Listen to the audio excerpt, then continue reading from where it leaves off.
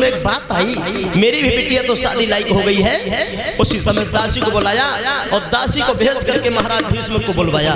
भीष्मक जब आए तो महाराज भीष्मक ने ये कहा, आपने हमें इतनी जल्दी क्यों बुलाया रानी?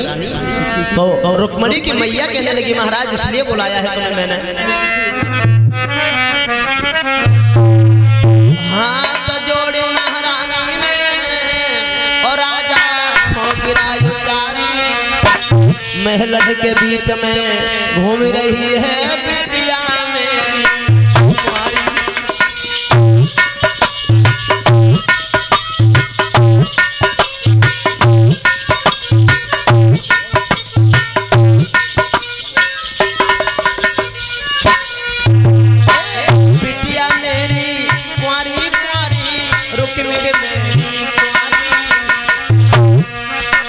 महल के बीच में घूम रही है बिटिया मेरी।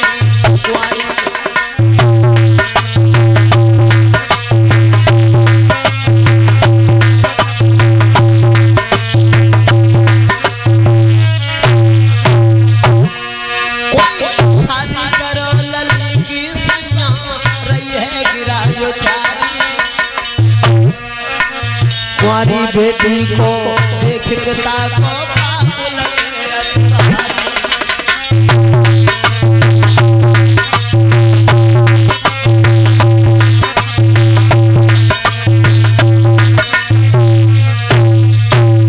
जवाब दिया है रुक्मणी के माँ ने, महाराज बिटिया रुक्मणी शादी के लायक हो गई है, इसके हाथ भी लेकर दो। जवान बेटी को देख करके माता पिता को दोष लगता है। इतने शब्द जब सुने हैं तो भीष्मक बोले, रानी कल सुबह में दरबार लगाएंगे, तब रुक्मणी के विवाह की बात करेंगे, तुम घबराओ नहीं। महाराज भीष्मक जब सुबह दरबार में आए हैं तो देखा भरे दरबार में भीष्मक ने ये कहा कि मैं अपनी बिटिया रुक्मणी का विवाह करना चाहते हैं, अब तुम लोग बताओ कहाँ शादी करूं? एक खड़ा हो गया, बोला महाराज रुक्मणी का विवाह। जवाब दिया रुक्मणी का विवाह दुर्योधन के संग कर दो। दूसरा खड़ा हो गया, नहीं दुर्योधन अन्यायी है, जब अपने सगे भाइयों का नहीं हुआ तो वो दूसरे का क्या होगा? एक और खड़ा हो गया, बोला जरासंध के संग शादी हो जाए तो कैसा रहेगा? बोले वो तो अन्यायी अत्याचारी है, जरासंध भी अच्छा नहीं है। ऐसे घंटों तक चर्चा होती रही, लेकिन वो शादी तय कहीं नहीं हो पाई। और जब शादी तय नहीं हो पाई तो सबसे बड़ा लड़का जो था महाराज भीष्म का, रुकुम जिसका नाम है, वो खड़ा हो गया। रुकुम ने कहा, पिताजी मेरी भी समझ में एक लड़का है, बताओ बेटा तुम्हारी समझ में कौन सा लड़का है? और इस रुकुम की ससुराल थी चंदेरी में, इसके साले का नाम था सुचपाल। रुकुम ने कहा, पिताजी अपना रिश्तेदार है, बहुत पैसे वाला है, बड़ा भोला भाला है, कैसे हम बताऊं तुम्हें? बोले बता, बड़ाई ही करते रहोगे कि नाम भी बताओगे? बोले पिताजी मेरी केवल मान लेगा और किसी के नहीं मानेगा। बोले तो बता। रुको पिताजी सुनो, सोने बबुला के बैनर के रुकमया समझा,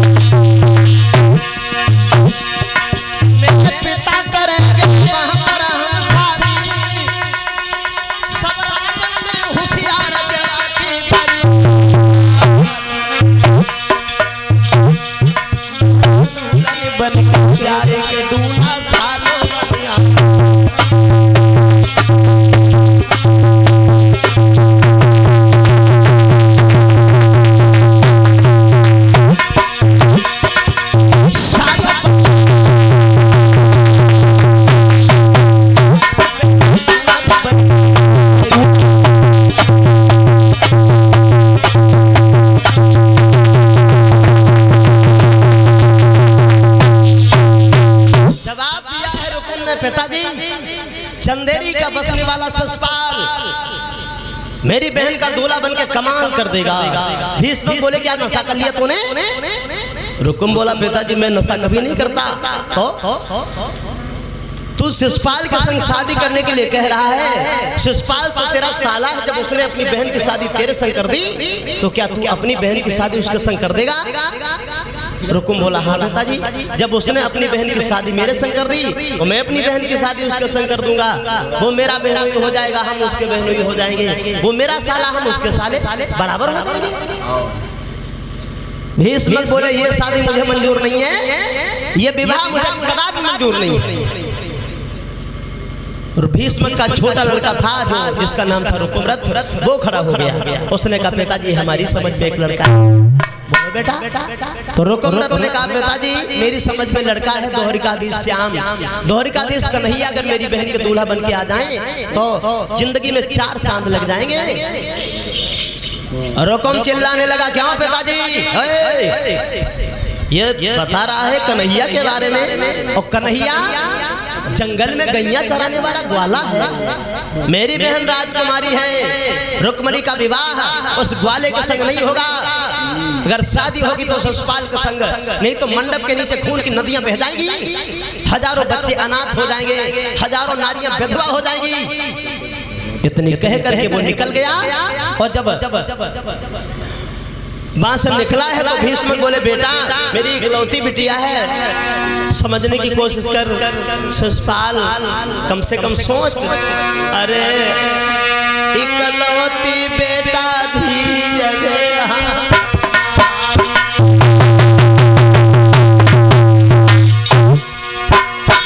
भीष्म बोले बेटा हमारे पर बुढ़ापा है, अकेली मेरी कन्या है, उसके अच्छे तरीका से मैं पैर पूज ले लाला।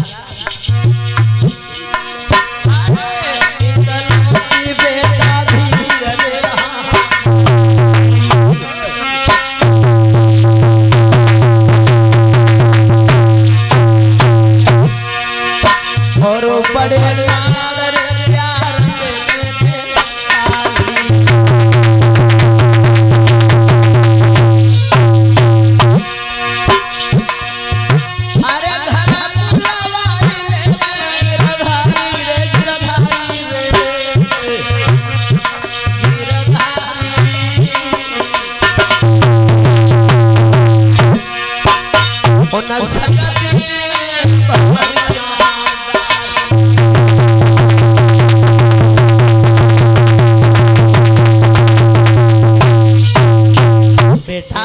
अकेली मेरी लड़की है, उसके अच्छी तरीका से हमें पैर पूज लेने दो लाला। रुकुम कर देना कन्हैया के संग शादी, तब मैं देखूंगा। शादी अगर होगी तो शिशुपाल के संग, अन्यथा रुक्मणी का विवाह ही नहीं होगा। इतनी कह के रुकुम निकल गया। और जब रुकुम निकल गया तो रुक्मणी आगे बढ़ी, दीवार की आड़ से अपने पिता की और अपने भैया की बातें सुन रही थी। आगे बढ़ के रुक्मणी ने अपने भैया रुकुम से कहा भैया मेरे पिताजी जहाँ मेरी शादी करेंगे मैं वहीं जाऊंगी, आप मेरी शादी में दीवार नहीं बनाओ। रुकुम कह लगा और बहना पागल हो रही है तू, उस ग्वाला के संग शादी करने को कह रहे पिताजी, उसके संग क्या करेगी तू?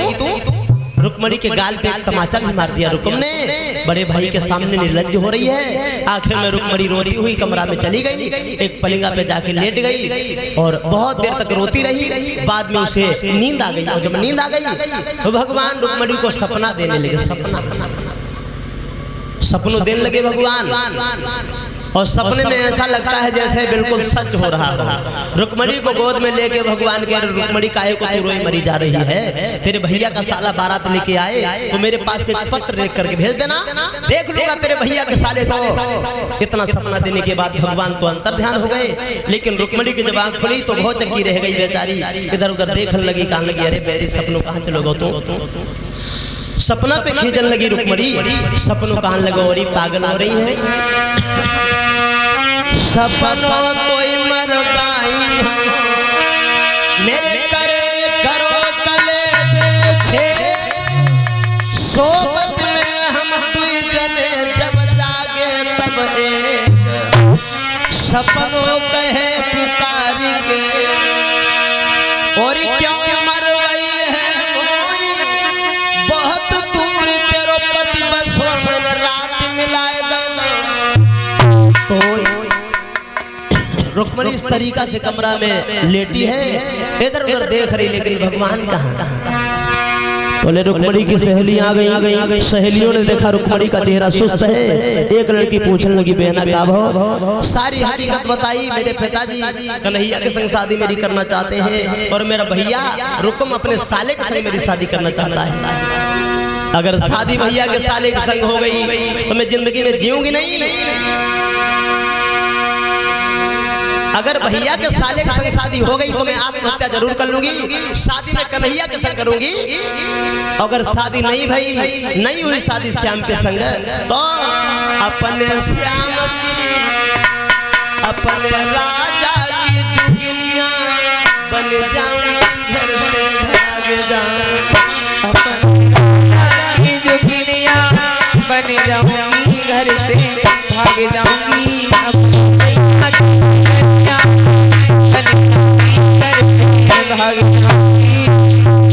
अपने मोहन की जुगनी बन जाऊंगी, भाग जाऊंगी।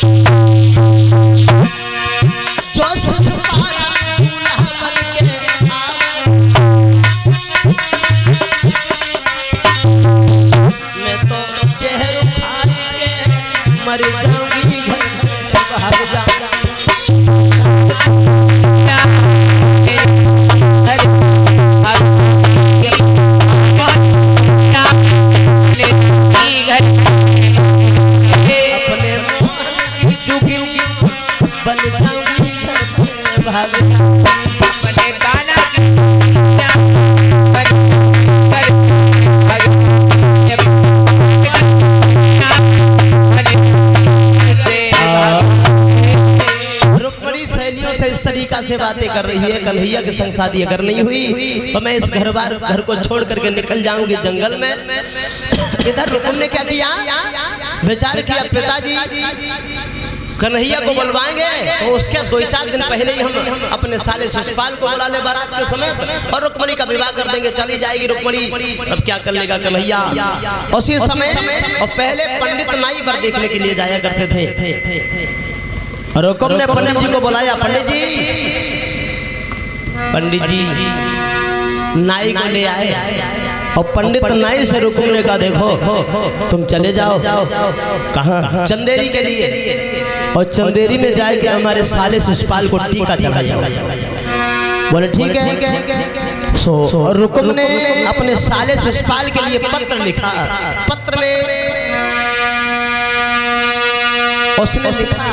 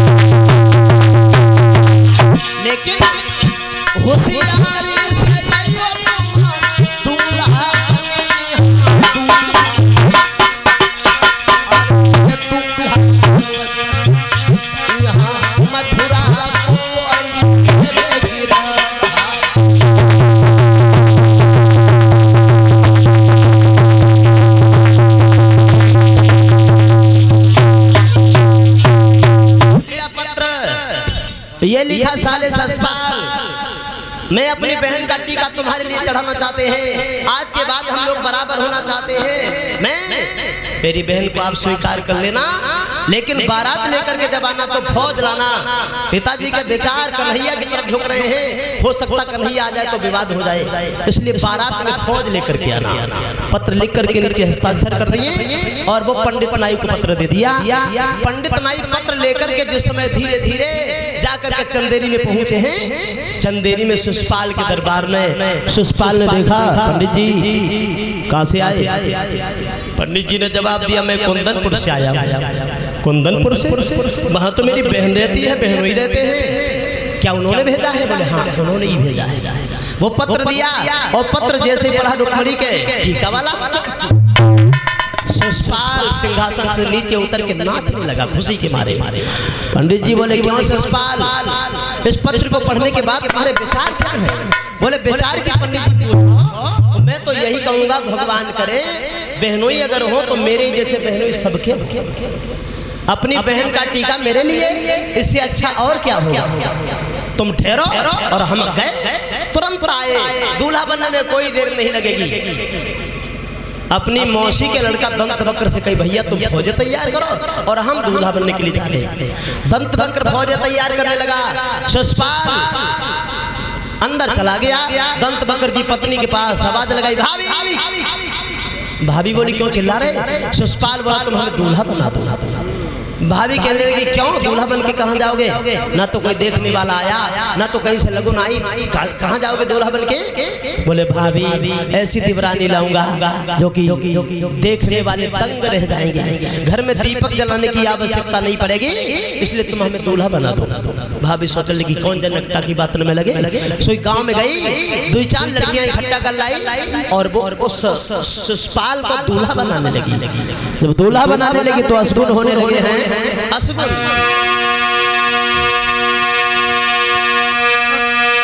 सर पे मोर बांध हो, ठीक हो गई, पटा से पैर रपट गया, नीचे गिर गया। जाने शीश सहरो धरो रे, सोई हो गई ठीक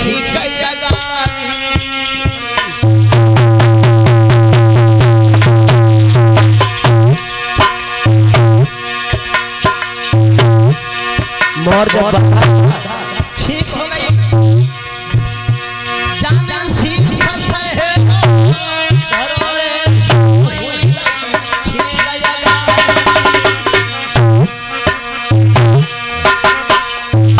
पटा से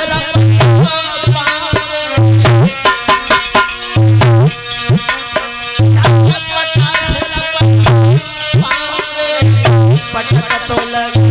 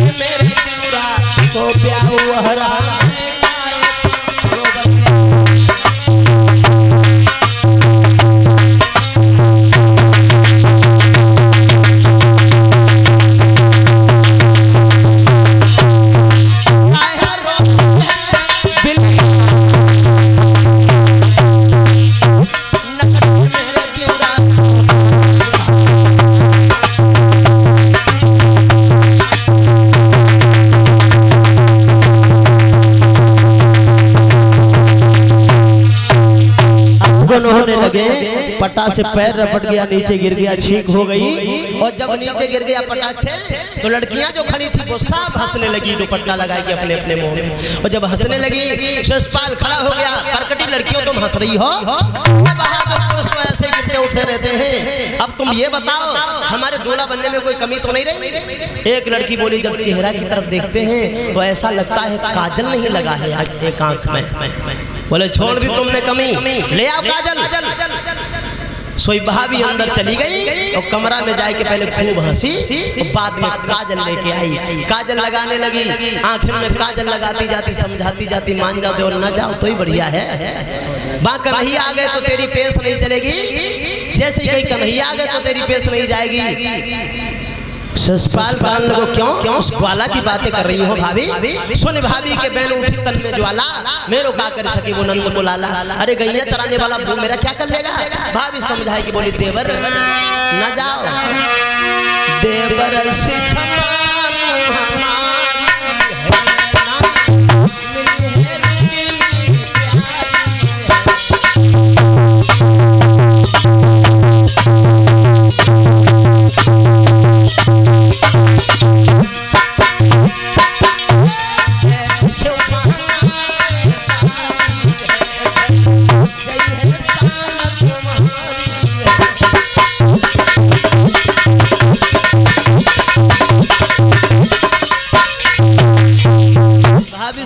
ना जाओ, लेकिन ससपाल नहीं माना।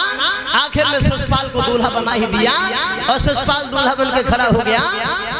फौज तैयार की और फौज लेकर के ये बारात को सजा करके चला है। अशगुन फिर भी हो रहे हैं, अशगुन फिर भी हो रहे हैं, लेकिन ससपाल बारात लेकर के ये धीरे धीरे धीरे धीरे कुंदनपुर में पहुंच जाता है। कुंदनपुर के धूरे पे जब जाकर के बारात रोकी है तो कुंदनपुर के धूरे पे सब फौज ही फौज दिखाई दे रही है। कुंदनपुर के धूरे पे सब फौज ही फौज दिखाई दे रही है। इधर भीष्मक को मालूम हुआ तो भीष्मक ने सोचा अब मैं नहीं जीऊंगा, मेरी बिटिया का विवाह पुत्र के साले के संग होगा। भीष्म बड़े दुखी हुए और भीष्म की रानी रुक्मणी की माँ अपनी आंखों से पट्टी बांध के कमरा में अंदर चली गई। बोले ऐसा अधर्म नहीं देखूंगी मैं। इधर रुक्म ने बड़ा सम्मान किया बारातियों का। रुक्म ने तो सम्मान किया, लेकिन रुक्मणी को जब ये मालूम हुआ कि मेरे भैया का सारा बारात लेकर के आ गया है तो रुक्मणी बीच आंगन में बैठ के फपक फपक के रोने लगी। फपक फपक के रोने लगी है बीच आंगन में बैठ करके। ओ दीनन हितकारी श्याम ओ कन्हैया तुमने कहाँ पे देर लगाई।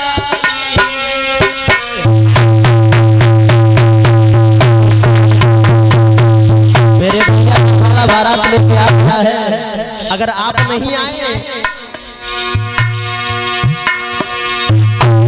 तो मेरा मरण होगा।